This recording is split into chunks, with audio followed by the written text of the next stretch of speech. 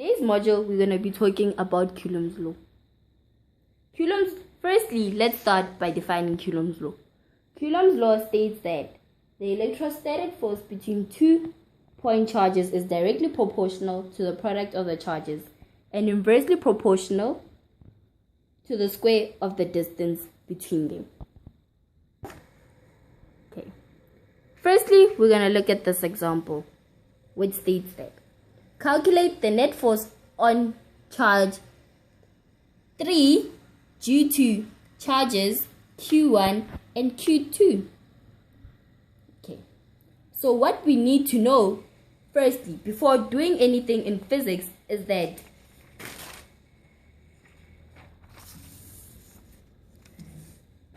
like charges repel, and that unlike charges attract. Okay. That's the first thing you need to know in physics. And now we need to calculate the force that's acting on Q3 due to Q1 and Q2. So we know that the formula to use when calculating force is force equals to Newton's constant, the charge on Q3 multiplied by the charge on Q1 all over my distance squared. In this case, our constant, which is 9, Coulomb's constant is 9 times 10 to the power 9. And the charge that's acting on Q3, as you can see, is 20 microcoulombs. And we know that the prefix for micro is 10 to the power negative 6 times Q1, which is 10 times 10 to the power negative 6. All over the distance, which in this case would be 30 centimeters. We know that distance is not measured in centimeters. Therefore, we need to convert it to meters, which is going to be 0.3 squared. Then you look for your answer, which is going to be 20 newtons. You know that force is measured in newtons. But since we can see that the force that's acting on Q3 and Q1 are both positives, meaning we go back to what we said in the first place, that like charges repel, meaning this is repulsive. It's very important that you state that. And let's do the same for force. Let's name this force 1, and let's do the same for force 2,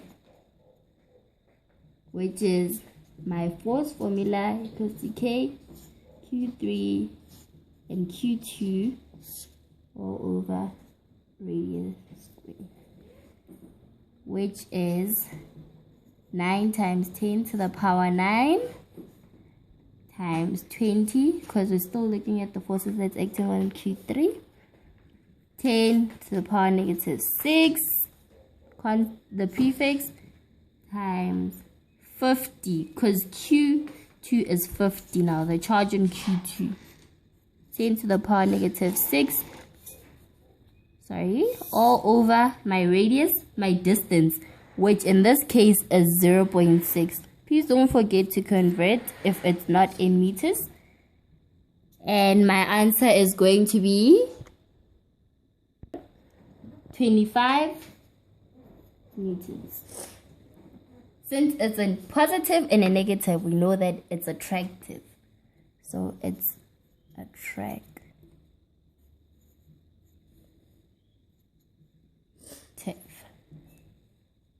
Now, in this case, okay, firstly, let's name this F2. So my F1 is 20 newtons, and my F2, 20 newtons, and my F2 is 25 newtons. Now, it's important that we know that our 25 is our resultant. We can see that by looking at our diagram. So, let me just resultant, just so we can know when we have to resolve it into components. Now, first things first, we need to resolve our things into components. Now let's resolve into components. Firstly, we need to start to resolve our 25 newtons into components, because we know that F2 consists of both X and Y components. So our 25 in this point is pointing downwards. And you know that vectors always go in the same direction. And then we've got, sorry about that, something like that. And then this one's pointing downwards. This is our X, this is our Y, and then this is our 25 newtons. It's very important that before you even start resolving into components, you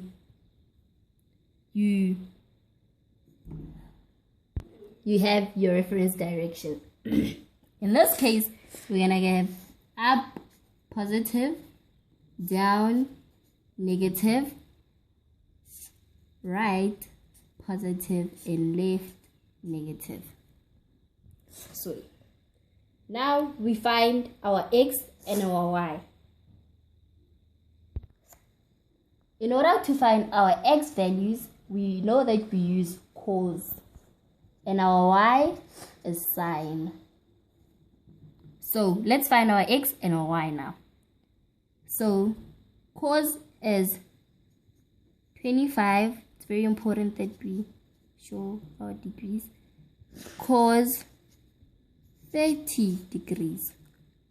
This is our X. And our Y equals to 25 sine 30 degrees. Okay, now let's punch that into our calculators. Just 25 cos, just 25 30 degrees, which is 21.6506. It's important that you leave it to the fourth decimal place so that it doesn't cause any complications at the end. Which is, and then the second one, which is 25 sine 30 degrees, which will give us 12.5. So this was resolving into a components for our F2, the one that only for F2, not for F1. In this case, we're looking for both of them. So we know that our 25 was our R, and that we also have our 20 newtons, which in this case is going to be our 20, which is our Y. So our 20, the first force that we found in F1 is 20 minus 12.5 is going to be our Y, which in this case would be 7.5 upwards, because it's a positive. And we already have our reference direction, remember, from first time. And then we're gonna find our X. In this case, it's gonna be X equals to 21.6506.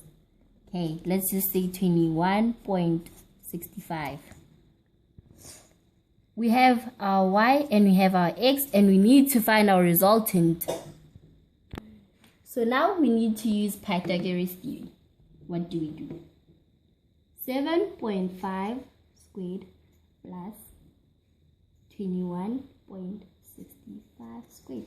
Because we're looking for our resultant, which is going to give us 7.5 squared plus 21.65 squared, which is 524.9725. And now let's square root this answer, which will give us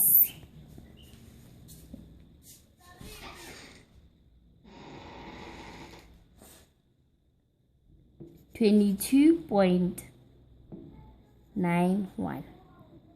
This is our resultant. Now let's resolve this into components before we go any further. Since we knew that our y was upwards and that our x is right,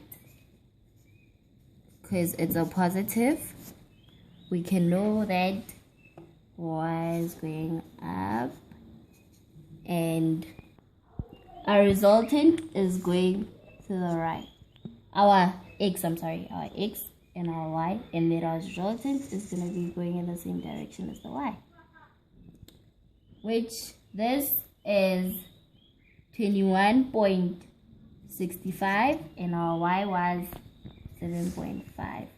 So our resultant is 22.91. This is the resultant for all of them, for the two forces that's acting on Q3. Now we need to find the angle that's acting. And you know that in order to find the angle, you have to use 10, which is 10 theta, which equals to my x over y, which is 21.65 all over 7.5. You know that in order to find theta, you don't press 10 theta, but only reverse 10 on your calculator, which is 21.65 all over 7.5, and that's gonna give us 70.89 degrees. Therefore, we know that our final answer, our resultant, equals to 23, if we round it off, our final resultant, 23 newtons in direction, which is 71 degrees. And that's how you calculate the force on Q3 due to Q1 and Q2. Thank you.